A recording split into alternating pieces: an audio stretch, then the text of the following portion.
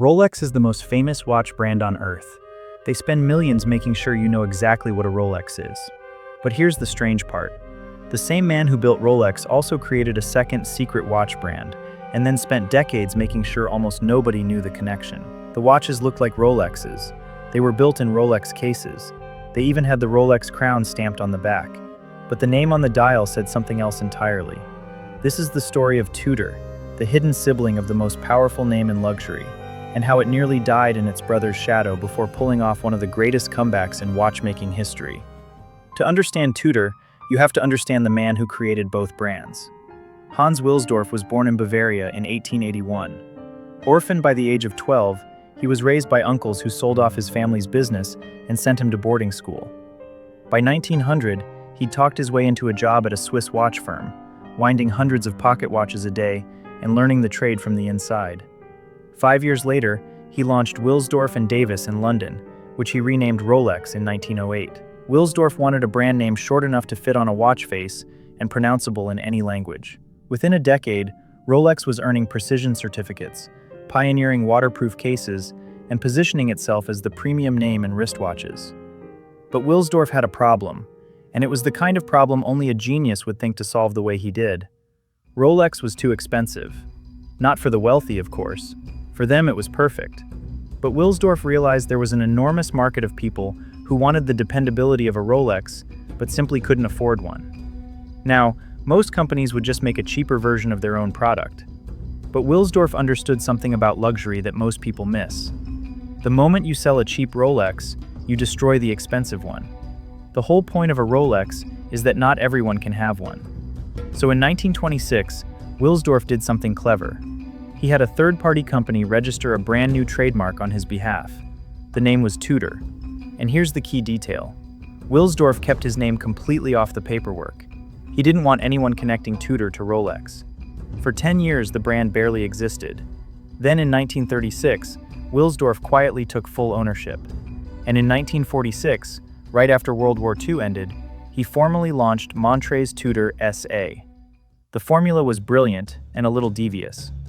Tudor watches used genuine Rolex oyster cases, the same patented waterproof design that made Rolex famous. They used Rolex crowns, Rolex bracelets, Rolex quality control. But inside, instead of a finely crafted Rolex movement, Tudor used off-the-shelf Swiss movements from a company called ETA. These were reliable, well-made calibers, but they cost a fraction of what a Rolex movement did. The result?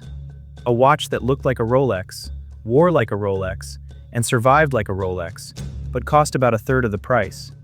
And this is where it gets strange. If you flipped an early Tudor over and looked at the case back, it was engraved with the words, "Original Oyster Case by Rolex Geneva." The winding crown had the Rolex coronet stamped right on it. Some early dials even had the Rolex name printed alongside Tudor. But Wilsdorf never publicly advertised the connection. He wanted Tudor to benefit from Rolex quality without diluting Rolex prestige. It was a shadow brand, hiding in plain sight. But here's the thing about shadows. Sometimes, they develop a life of their own.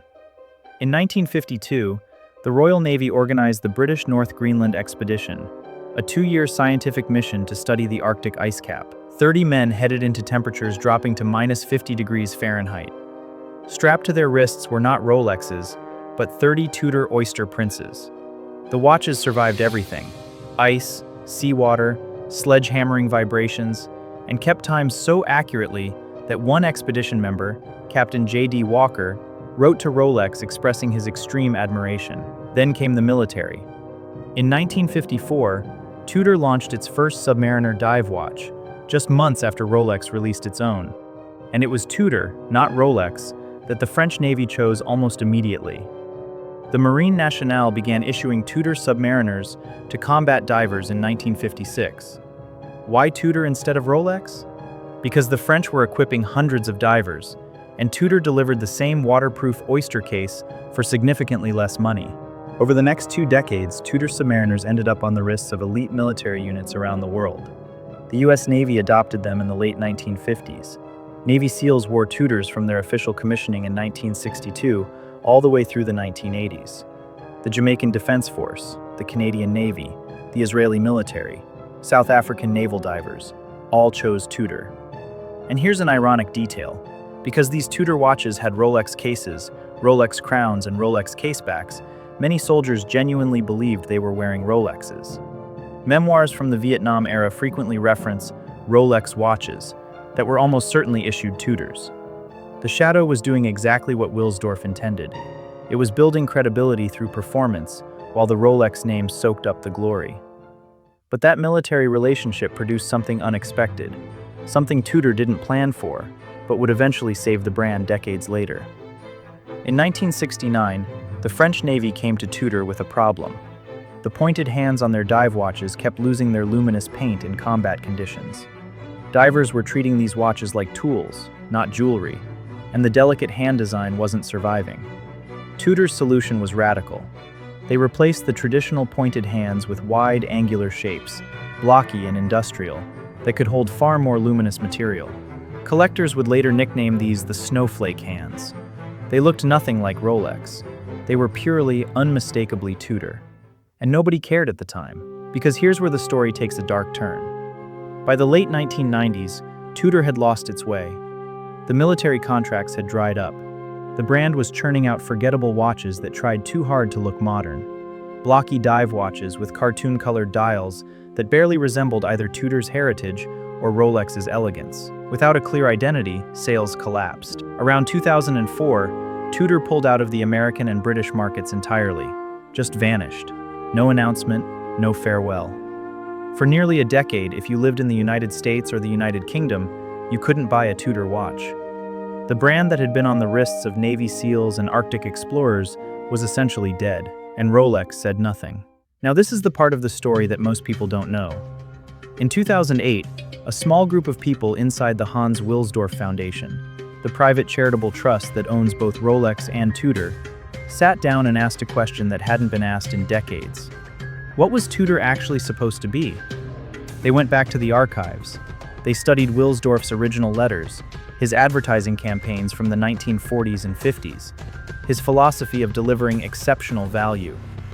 And they realized the brand had been doing something fundamentally wrong. For years, Tudor had been trying to be a cheap Rolex. But Wilsdorf never intended it to be cheap anything. He intended it to be a different kind of watch altogether. As one of Tudor's current leaders put it, the first rule of the relaunch was that any new Tudor had to represent incredible value, not as an imitation, but in its own right. In 2009, Tudor began its relaunch quietly. By 2010, they released the Heritage Chrono, a watch deliberately inspired not by Rolex, but by Tudor's own 1970s chronographs. The watch world noticed. Then, in 2012, came the Heritage Black Bay, a modern dive watch built from the DNA of every great Tudor submariner ever made. It borrowed the big crown from 1958, the snowflake hands the French Navy had inspired in 1969, the burgundy bezel from the 1980s. 30 years of Tudor's own history, combined into a single watch priced under 3,000 Swiss francs. The watch won the Revival Prize at the Grand Prix d'Horlogerie de Genève the following year. Tudor was alive again. But this time, something was different. This time, it wasn't hiding. In 2015, Tudor took the most significant step in its 89-year history.